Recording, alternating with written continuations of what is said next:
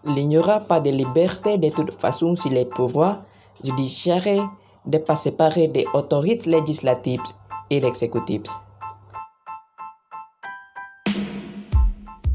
Begitulah konsep dasar pemisahan kekuasaan yang dinyatakan oleh seorang filosofer Prancis, Baron de Montesquieu.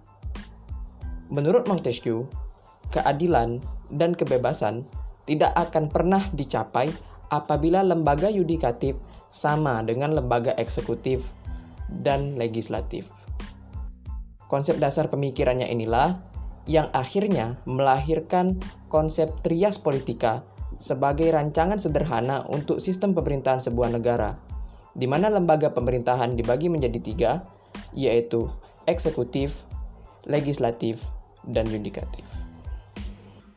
Sistem trias politika sudah dikenal jauh pada masa lalu oleh masyarakat primitif, yang biasanya mengidentifikasikan diri mereka sebagai suku.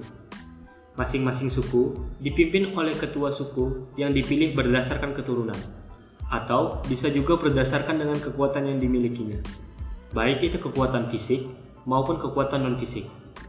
Ketua suku inilah yang mengatur segala tindakan perkara yang terjadi pada suku tersebut.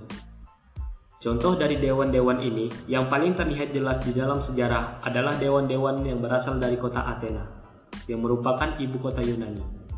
Dewan-dewan ini sudah menampakkan 3 kekuasaan trias politika, yaitu kekuasaan eksekutif, kekuasaan legislatif, dan kekuasaan yudikatif.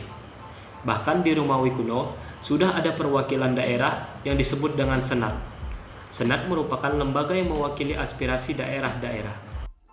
Di dalam trias politika, dikenal satu prinsip yang biasa disebut dengan prinsip check and balance, yang dimana prinsip ini digunakan untuk menyeimbangkan ketiga lembaga negara, yaitu lembaga negara eksekutif, yudikatif, dan legislatif, agar nantinya ketiga lembaga negara ini tidak saling menguasai satu dengan yang lainnya atau memiliki kedudukan yang setara dan seimbang.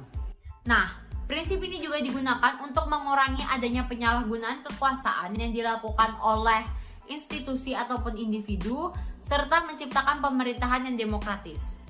Prinsip ini sudah lama digunakan oleh Amerika Serikat, dan Indonesia pun menggunakannya setelah adanya Amandemen Undang-Undang Dasar 1945, yang dimana sebelum amandemen ini terjadi, kekuasaan eksekutif atau presiden sangatlah luas, sehingga ditakutkan nantinya akan menguasai lembaga-lembaga negara lainnya. Nah, salah satu contoh dari penggunaan prinsip ini adalah dengan pembuatan undang-undang yang dilakukan oleh 2 lembaga, yaitu lembaga legislatif serta lembaga eksekutif. Lembaga legislatif adalah lembaga yang mewakili seluruh rakyat dalam menyusun undang-undang serta ikut mengawasi pelaksanaan undang-undang yang ada oleh badan eksekutif. Setiap anggota legislatif ini dipilih melalui pemilihan umum dan langsung dipilih oleh rakyat. Lembaga ini dibagi lagi menjadi 3. Yang pertama adalah MPR atau Majelis Permusyawaratan Rakyat. MPR mempunyai beberapa tugas, antara lain, yang pertama adalah mengubah dan menetapkan Undang-Undang Dasar 1945. Yang kedua, melantik presiden atau wakil presiden. Yang ketiga, memberhentikan presiden serta wakil presiden mengikuti peraturan masa jabatan yang telah diatur dalam Undang-Undang Dasar. Yang kedua adalah DPR. DPR memiliki beberapa tugas dan fungsi yang harus dijalankan dengan baik, yaitu yang pertama adalah meminta keterangan kepada pemerintah terkait kebijakan pemerintah yang penting dan akan mempunyai dampak yang sangat besar bagi seluruh masyarakat Indonesia. Yang kedua, melakukan penyelidikan akan suatu kebijakan pemerintah yang dicurigai bertentangan dengan undang-undang.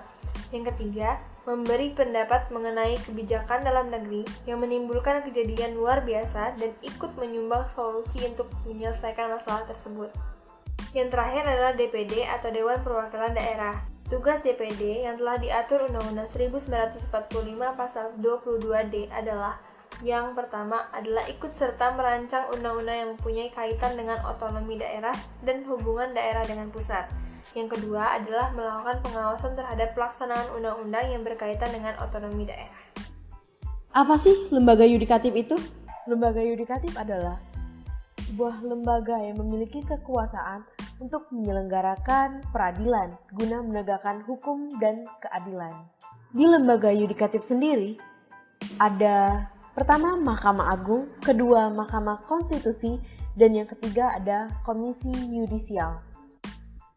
Kekuasaan kehakiman dipegang oleh Mahkamah Agung yang merupakan lembaga tinggi negara, di mana Mahkamah Agung sendiri dipimpin oleh seorang hakim agung. Mahkamah Konstitusi adalah lembaga yang berfungsi menjaga kemurnian konstitusi dari oknum yang menunggangi kepentingan tertentu. Dalam hal ini, Mahkamah Konstitusi menjaga dengan baik seperti apa undang-undang itu. Yang ketiga, ada Komisi Yudisial. Tujuan didirikannya Komisi Yudisial ini ialah melihat dan memutuskan kinerja dari para hakim yang ada di lembaga peradilan. Baiklah, di sini saya akan menjelaskan tentang Dewan Eksekutif.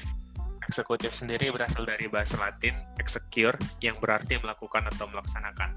Eksekutif yang dimaksud di sini adalah salah satu cabang pemerintahan yang memiliki kekuasaan dan bertanggung jawab untuk menerapkan hukum. Lalu siapa sajakah bagian dari lembaga eksekutif tersebut? Tentu saja yang pertama ialah Presiden sebagai pemegang kekuasaan tertinggi yang didampingi oleh Wakil Presiden dan juga menteri-menterinya untuk membantu Presiden dalam menjalankan roda pemerintahan. Lalu apa saja tugas lembaga eksekutif? Sudah pasti tugas lembaga eksekutif ialah menjalankan roda pemerintahan. Namun, mereka menjalankan roda pemerintahan harus sesuai dengan program yang telah ditetapkan dan juga harus sesuai dengan UUD 1945. Presiden dan Wakil Presiden menjalankan pemerintahan sesuai tujuan negara yang tercantum dalam pembukaan UUD 1945. Lalu di sini saya akan membahas tentang wewenang lembaga eksekutif. Wewenang lembaga eksekutif ialah membuat perjanjian dengan negara lain sesuai persetujuan Dewan Perwakilan Rakyat atau yang biasa kita kenal dengan DPR.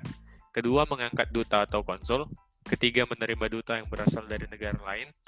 Keempat, memberikan gelar, tanda jasa, dan tanda kehormatan lainnya kepada warga negara yang berjasa untuk Indonesia. Saya rasa itu saja dari saya untuk menjelaskan tentang Dewan Eksekutif.